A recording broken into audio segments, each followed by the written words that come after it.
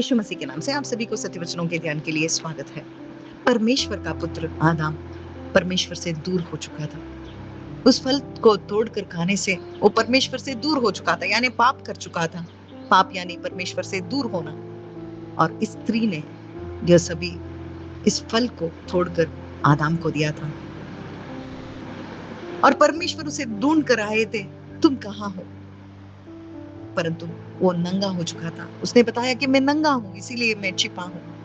वैसे ही हम इस नंगेपन के कारण, यानी हमारे आत्मा में इस नंगेपन के कारण हम परमेश्वर से छिपे हुए हैं। उसके वचन को हम नहीं सुन सकते हैं और हम डर के मारे छिपे हुए हैं। हमारे अंदर डर भरा है, पाप भरा है, परमेश्वर से दूर हम हो चुके हैं। इसीलिए परमेश्वर ने यीशु मसीह को भेजा।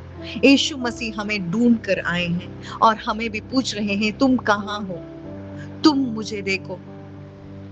हमारे उद्धार के लिए ही यीशु मसीह आए हैं और क्रूस पर चढ़कर उस फल को, जो फल को हव्वा ने, उस स्त्री ने तोड़ा था, उसी फल को, पाप के फल को उस क्रूस पर चढ़ाने के लिए, उस लकड़ी पर चढ़ाने के लिए यीशु मसीह उसके देह को उसने बलिदान दे दिया। और उसके बलिदान के द्वारा हमारे नंगेपन को निकालने के लिए ही उस क्रूस पर वे नंगे बने।